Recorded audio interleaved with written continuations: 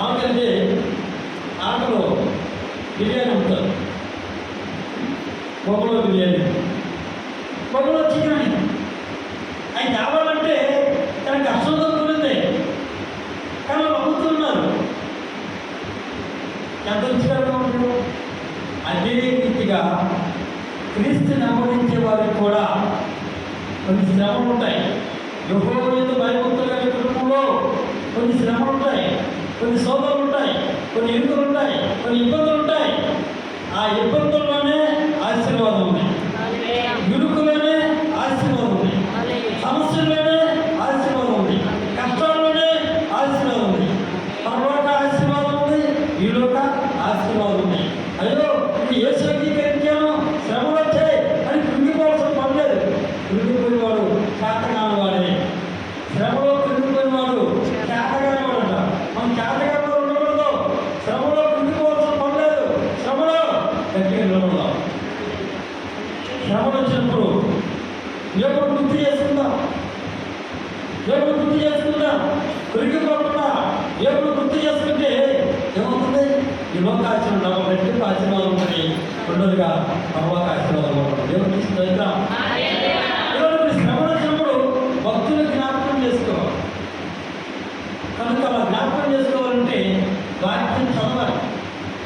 శరీరకంగా ఆహారం ఎలా తింటున్నామో ఆత్మీయంగా కూడా మంచి ఆహారం తీసుకోవాలి. మంచి ఆహారం తీసుకుంటే వాక్యం నెమరు చేసుకోవాలి, వాక్యం చదవాలి, వాక్యాన్ని గుర్తు పెట్టుకోవాలి, విమోచన చేసుకోవాలి. ఎప్పుడైతే వాక్యం గుర్తు పెట్టుకున్నామో, వాక్యాన్ని జీవిస్తామో అప్పుడే శరీరంగా ఆత్మీయంగా రెండు రకాలుగా మనం ఆశీర్వదించబడతాం. దేవునికి స్తోత్రం, దేవునికి స్తోత్రం, దేవునికి స్తోత్రం. సో ఇది నా పొలవడానికి పోతాం. తమంతలో తమ ముందుతో 51 కీర్తన.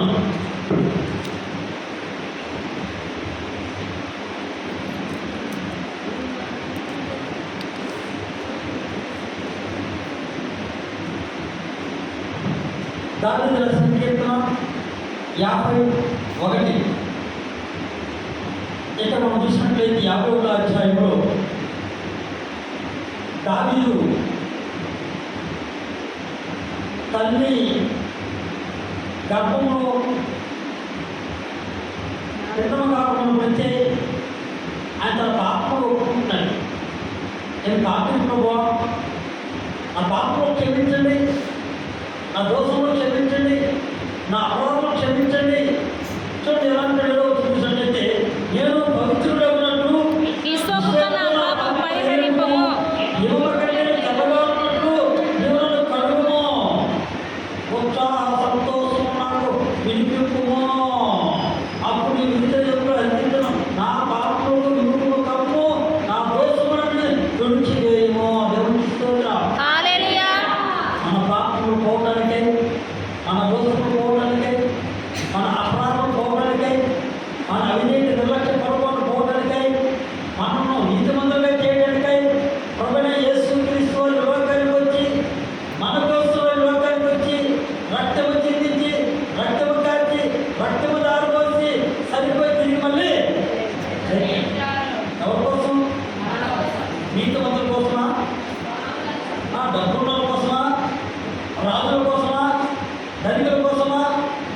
ఉద్యోగస్తుల కోసమా, వ్యాపారస్తుల కోసమా, ఎవరి కోసమే లోకానికి వచ్చినట్టే పాపుల కోసం ఉంటారు.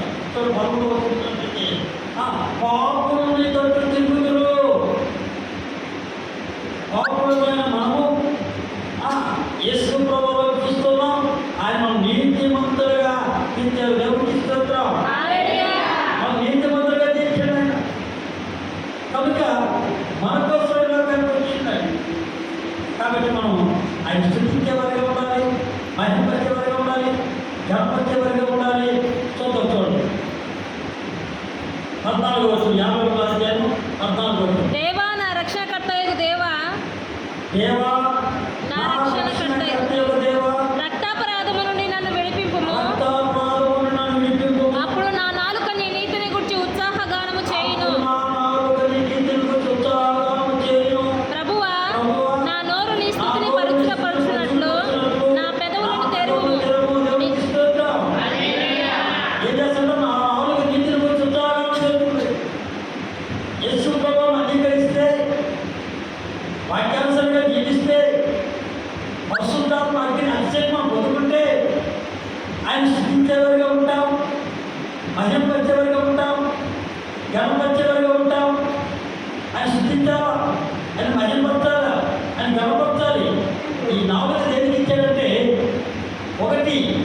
వృద్ధులు చూడటానికి నాలుగు ఇచ్చాడు దేవుడు.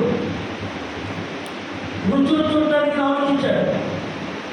రెండోది ఈ నాలుగు ఎందుకు ఇచ్చాడంటే ఆయన స్థుతించడానికి. ఈ నాలుగు ద్వారా బూతులు ఇచ్చేదానికి కాదు, నాలుగు ఇచ్చేదానికి ఇవ్వాల. ఈ నాలుగు బూతులాడడానికి ఇవ్వాల, ఒడ్డుకు చెప్పేదానికి ఇవ్వాల. ఈ నాలుగు దేవుడు ఎందుకు ఇచ్చాడంటే దేవుడు స్థుతించేదానికి, ఆయన మహింపరిచేదానికి, ఆయన గణపరిచేదానికి అసలు దేవుడు మంచి నాలుగు మనకి ఇచ్చాడు. మనం ఏం చేస్తూ ఉన్నాం?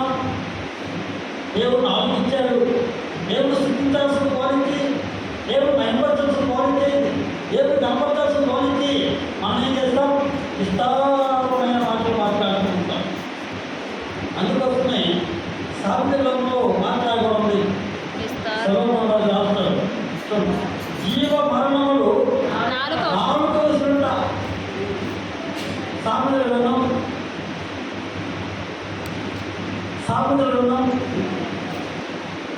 18వ వచనం, 18వ అధ్యాయం.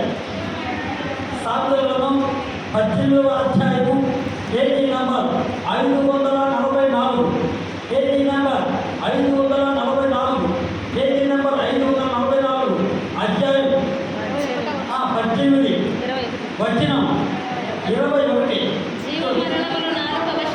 జీవ మరణములు నాలుగవ వశము,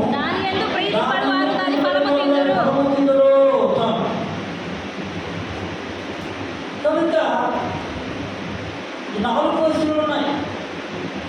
ఈ నాలుగు రకాలుగా మాట్లాడుతుంది. అందుకని సాగుతారు నలమలేదు నాలుగుగా నాలుగు విధాలుగా మాట్లాడతారు. నాలుగు విధాలుగా మాట్లాడతారు. మన మోసపుచ్చుతుంది. అది మన నాలుగు చాలా ఉపయోగిస్తుంది. ఈ నాలుగు ద్వారా తింటామంటే, బూతులు ఆడామంటే, మనం ఎక్కడికి వెళ్తామంటే రెండో మరణంగా. ప్రతి వ్యక్తికి రెండు మరణాలు ఉన్నాయి. భూమి మీద ప్రతి మానవుడికి రెండు మరణాలు ఉన్నాయి. దేవుని మీద భయభక్తులు కలిగి నడుచుకుని తండ్రి ఇష్టానుసారంగా నడుచుకున్న వారికి ఒక మరణమే. దేవుని స్థుతించే వారికి, దేవుని మహింపరిచే వారికి, గణపరిచే వారికి, ఆయన రాజస్వంలో ప్రకటించే వారికి, శుభకరమైన మాట్లాడే వారికి, మంచి మాటలు మాట్లాడే వారికి, వాక్యానుసంగా జీవించే వారికి ఒక్క మరణమే వారికి ఉండేది. చెడ్డ మాటలు, లేని మాటలు, కపట మాటలు, కొల్లెమలు, దేవునికి ఇష్టానుసరంగా నడవకుండా ఉన్నవారు వారికి రెండు మరణాలు ఉంటాయి. ఒకటి ఆత్మీయ మరణము, రెండు శరీర మరణము. ఈ శరీర మరణం అందరికీ వస్తుంది. ఆత్మీయ మరణం అనేది దేవుని మాట వినకుండా ఉన్నవారికే ఆత్మీయ మరణము. పరలోక రాజ్యంలో వారసులుగా ఉండలేరు. శాశ్వత రాజ్యంలో వాళ్ళు ఉండలేరు. స్వర్గంలో ఉండలేరు. చాలా మందికి ఆశ, నేను స్వర్గానికి వెళ్ళాలి. చాలా మందికి ఆశ స్వర్గానికి వెళ్ళాలంటే ఎలా వెళ్తారు? సంఘం నిలబెట్టుకోవాలి. వాళ్ళు కూడా ఆశ, నేను స్వర్గానికి వెళ్ళాలి. కాబట్టి స్వర్గానికి వెళ్ళాలంటే కాశీ, యమునా, గంగా, పుణ్యక్షేత్రాలకు వెళ్తే నేను స్వర్గానికి వెళ్తానని వాళ్ళు అనుకుంటారు. కానీ కాశీ, గంగా, యమునా, పుణ్యక్షేత్రాలకు వెళ్తే స్వర్గానికి వెళ్ళారు. స్వర్గానికి వెళ్ళాలంటే యేసుని అంగీకరిస్తే మన పాపములు పోతున్నాయి, మన దోషములు పోతున్నాయి, మన అపరాధాలు పోతున్నాయి, మనం క్షమిస్తున్నాడు. సత్యం, జీవ మార్గం ఆయనే కనుక, మనకు చూపించేది ఆయనే కనుక, మన మార్గం చూపించేది ఆయనే కనుక ఆయన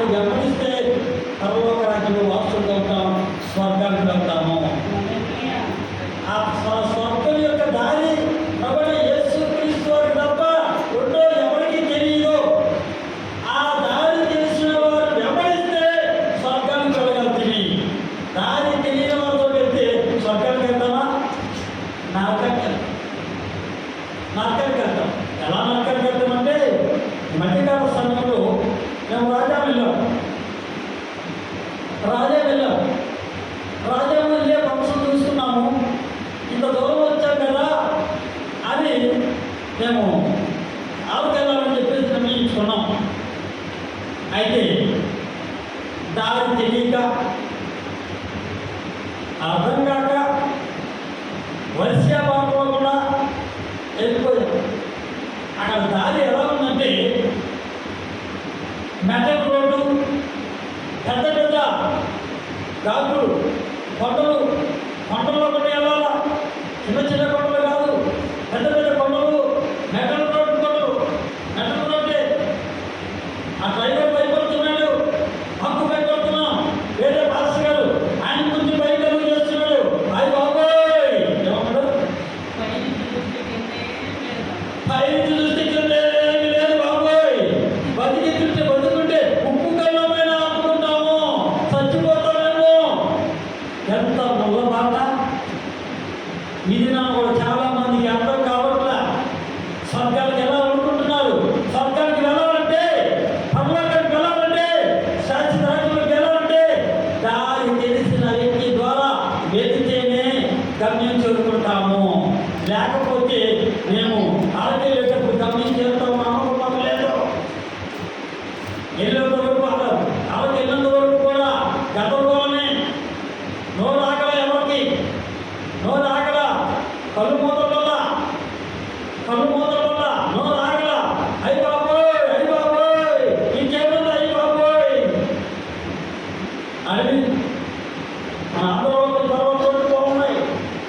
ఆ రాజ్యం కొండ దగ్గర గాజు బాగుంది, ఆ సిద్ధం దగ్గర గాజు బాగున్నాయి. కానీ వచ్చే పథకాలు చూస్తే చాలా గొడవగా ఉన్నాయి. అనుకున్నాం మన ప్రభుత్వం పర్వాలేదు, అన్ని రోడ్లు బాగున్నాయి. ఈ ప్రభుత్వం ఎలా ఉంది? తెలంగాణ ప్రభుత్వం వచ్చే కర్ణాటక. కనుక ఈ వచ్చే వాళ్ళు చూస్తే ఆ రోడ్లు చాలా గొడవగా ఉన్నాయి. అలాంటి ప్రాంతాలకు వెళ్తే ఇంటికి వస్తామన్న నమ్మకాలు లేవు. కానీ పాస్టర్ గారు మేము అందరూ ఒకటే ప్రార్థన. కనుక ఈలోపు పాస్టర్ గారు అంటారు, అక్కడ ఆగాము, కొండ దగ్గర ఆగాము, చెట్టుకి ఆగాము, శశి గారు శుద్ధగా తెచ్చాడు, ఆ రెండు శుద్ధ గారు దయ్యాలు వచ్చింది, ఈ దయ్యాలు దేవా అందరూ ఉంచుతున్నారు అని పాస్టర్ గారు బాగా ఆ చింతకాయలు బాగానేసినంత వరకు పాస్టర్ గారు ఒప్పుకోవాలి. చింతకాయలు బాగానేసినంత వరకు ఒప్పుకోవాలి. కనుక స్వర్గానికి వెళ్ళాలంటే పరిశుద్ధత కలిగి మనం జీవించాలి, యథార్థత కలిగి జీవించాలి, నీతి కలిగి జీవించాలి, దేవునికి ఇష్టలుగా ఉండాలి, దేవుని ఇష్టాన్ని నడుచుకోవాలి. అప్పుడే పరలోక రాజ్యంలో వాసులుగా ఉంటాము, శాశ్వత రాజ్యంలో వాసులుగా ఉంటాము, స్వర్గములో వాసులుగా ఉంటాము. కానీ మన నోరు మందని మన ఇష్టారాజ్యంగా మనం మాట్లాడితే, నాలుగు మందని మన ఇష్టానుసారం మనం మాట్లాడితే రెండో మరణము. ఈ రెండో మరణం ఎక్కడికి వెళ్తామంటే పాతాళ అగ్ని గుణంలోకి వెళ్తాం. అక్కడ అగ్ని ఆవు, చావు, నరక వేతన. ఈ భూమి మీద ఉన్న కొన్ని రోజులే కష్టాలు, కొన్ని రోజులే. కనుక యేసు క్రీస్తు వారిని వెంబడిద్దాం, ఆయన వైపు చూద్దాం, ఆయన శిష్యులుగా ఉందాం, మన నోటిని అదుపులో పెట్టుకుందాం. దావీదంతా చూడండి 39వ అధ్యాయంలో 39వ అధ్యాయము మొదటి వచ్చి చూద్దాం, చూద్దాం. నా నాలుకతో పాపము చేయకున్నట్లు నా మార్గము జాగ్రత్తగా చూసుకున్నాను. భక్తిహీనులు నా ఎదుట ఉన్నప్పుడు నా నోటికి చిత్తం ఉంచుకున్నట్లుగానే చాలు. నేను మౌనే మాట్లాడక మౌనైతిని, నేను ఏమీ మాట్లాడాల, ఏ విషయంలో మాట్లాడకుండా, మంచిగానే చెడుగానే ఏది మాట్లాడకుండా మౌనంగా ఉండాలంట. చూడండి, నేను ఏమీ మాట్లాడక మౌనైతిని, మౌనంగా ఉంటుంది. కనుక చాలా జాగ్రత్తగా ఉంటాను. ఆరోగ్యంతో పాపం చేయకున్నట్టున్నారు. ఈ నాలుగు ద్వారా దేవుడు స్థితించే వరకే ఉండాలి, మహిమపరిచే వరకే ఉండాలి, జ్ఞానపరిచే వరకే ఉండాలి. భక్తిహీనులు అలా ఉండరు. వాళ్ళు ఎలా మాట్లాడతారో చూద్దాం. చూడండి, దావీదు రాజు కీర్తన 5వ అధ్యాయం చూసుకొని ముగిద్దాం. దావీదు రాజు కీర్తన